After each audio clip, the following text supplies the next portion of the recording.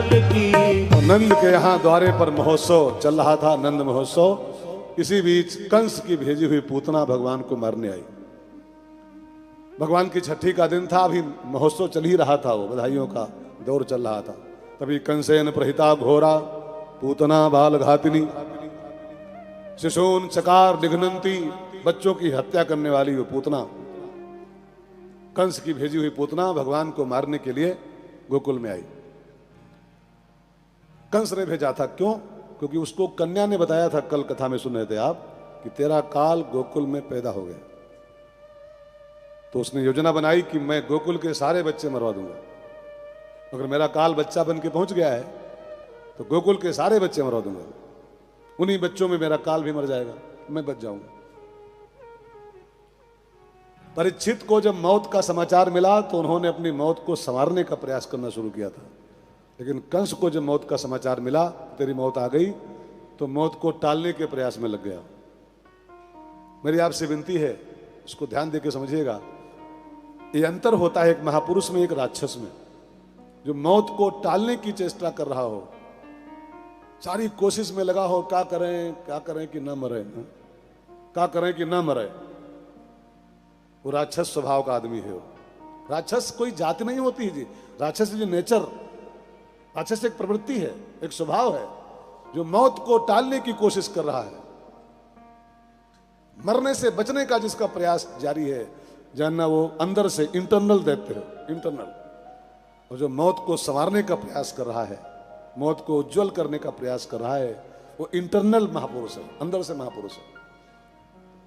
अब आप किस कैटेगरी में आते हो, यू कैन डिसाइड। किस कैटेगरी में हो अपने आप तय कर लो। अगर मौत से बचने की आपकी कोशिश है, ये प्रयास कर रहे हो, जुगाड़ में लगे हो कि क्या करें, कौन सी दवाई खा लें कि हम मरें ना, मरें ना, तो अपने आप अंदर जाके लिख लेना कमरे में, आई एम राक्षस। अपने आप, अपना आपका एड्रेस है, आपका आईडी प्रूफ है, आपका आईडी प्रूफ, आपका आधार कार्ड है। जो बचने की चेष्टा कर। अच्छा, कोई एक बात बताओ, कोई बचने का उपाय है? कोई उपाय है? तो फिर क्यों करता आदमी? जो चीज आनी ही आनी है उसमें क्या आनाकानी करना जी? जिसको कोई माई का लाल आज तक टाल नहीं पाया है, कोई माई का लाल। बड़े बड़े धीरू भाई अंबानी, बड़े बड़े जवाहरलाल नेहरू, बड़ी बड़ी इंदिरा गांधी जब इसको टाल नहीं पाई, तो आपका प्रयास का सफल हो पाएगा क्या? जो आपकी कोशिश में लगे हम लोग हैं कि क्या करें कि मरे ना, क्या करें कि मरे ना, क्या प्रयास पूरा हो सकता कभी? और जब ये सफलता मिलेगी नहीं तो फिर नाजायज प्रयास क्यों कर रहे हो जी? और इतना सब जानने के बाद भी जो बचने की ही चेष्टा में लगा हुआ है, जानना वो अंदर से दैत्य है, अंदर से राक्षस है। संवारने का प्रयास करो, ऐसा काम करो कि मर के भी अमर हो जाओ दुनिया में। मैंने गीत सुनाया था ना, करो काम की सारा जहां सलाम करे, करो काम की मौत आ जाए, आपकी मौत न होने पाए, अमर हो जाओ संसार में। कबीरदास ने ऐसे काम किए थे कि उस बंदे ने अनाउंसमेंट कर दिया मरने के पहले पहले।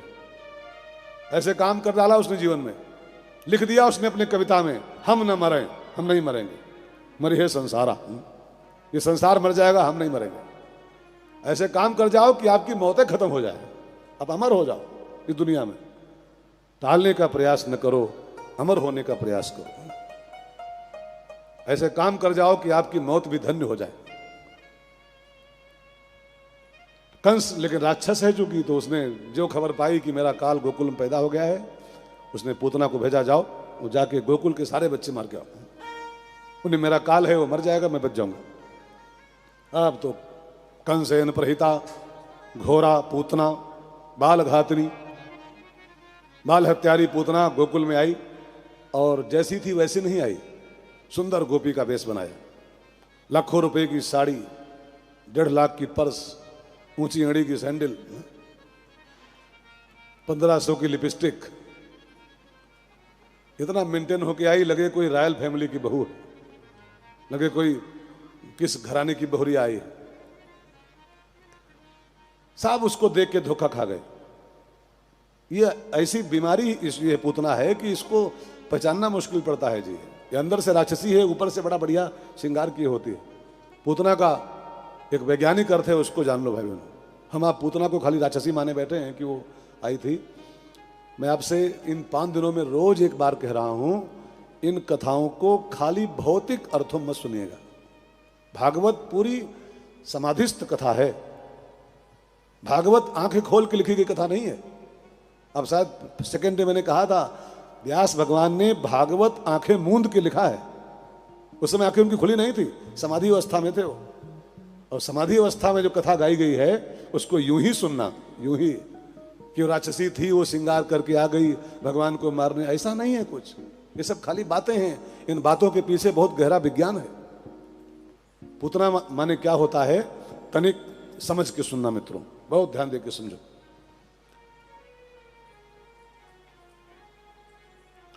पूतना मीन्स पूत ना हो जो, पूत प्लस ना।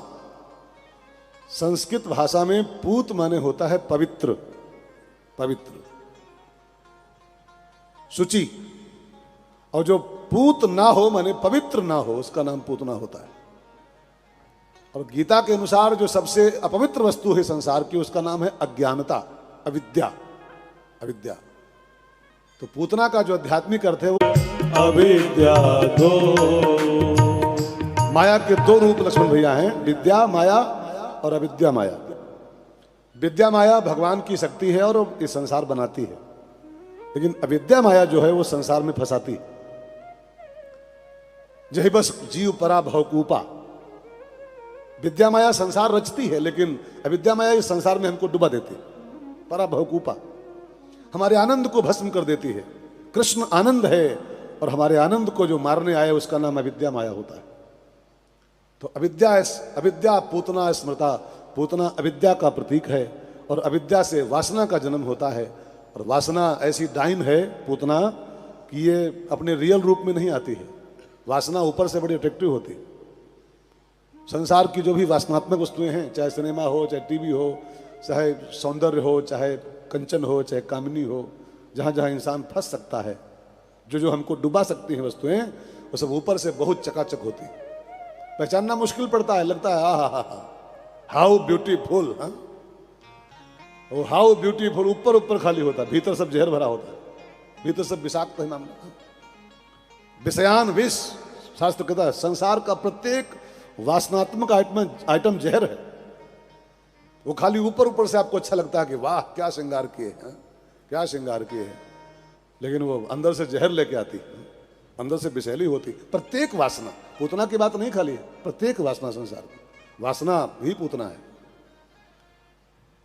अब पूतना आई इतना सुंदर श्रृंगार करके, भीतर जहर है, भीतर से जहर लपेटे हुए है स्तनों में, लेकिन ऊपर से बहुत बढ़िया मेकअप किए हुए, सब धोखा खा गए। इतना इंप्रेस्ड हुए सब लोग। मैया भी बहुत खुश हुई, वाह लगता है कोई बहुत बड़े घर की बहुरिया लाला देखने हमारा आई है।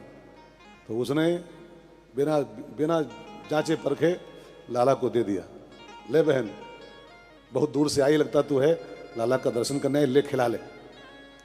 अब वो तो बस यही करने आई थी, बस एक बार लाला मिल जाए मुझको, कन्हैया मिल जाए। बस मैया ने ज्यों दिया गोदी में, पूतना भगवान को लेके आसमान में उड़ गई सीधे। ज्यों ही जसुदा की नजर बची, ज्यों मैया उसको दे के हटी वहां से, लेके आसमान में उड़ी।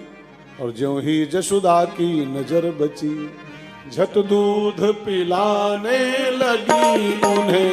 ज्यों ही जसुदा की नजर बची, झट दूध पिलाने लगी उन्हें। क्या हुआ न जाने इतने में, क्या हुआ न जाने इतने में बाहर ले जाने लगी उन्हें। क्या हुआ न जाने इतने में। और ऊपर उड़ते उड़ते उसने अपना स्तनपान भगवान को कराना शुरू किया। और भगवान ने मजबूती से उसके छाती को पकड़ के उसका दूध पीना शुरू किया। और फिर तो दूध ही नहीं पिया भगवान ने, बहुत कुछ पिया, बहुत कुछ। उसके पाप पी गए, उसका सारा प्रारब्ध पी गए, उसके सारे पुण्य पाप प्रारब्ध भाग्य, उसकी तीनों प्रकार की इषणाएं, उसकी वासनाएं, उसका सारा राक्षसपना भगवान सब पान कर गए। भगवान जब पीते हैं तो बहुत कुछ पीते हैं जी। और ये सब पीने के बाद जब उसके प्राण पीना भगवान ने शुरू किया, तब वो चिल्लाई, प्राण खिंचाई शुरू हुई तो उसको दर्द हुआ। तब चिल्लाई, मुंच मुंचाल मित प्रभाषणी, चिल्लाई छोड़ दे, प्राण पी रहा है, मेरे प्राण निकल रहे हैं, छोड़ दे। भगवान ने कहा, मौसी जी,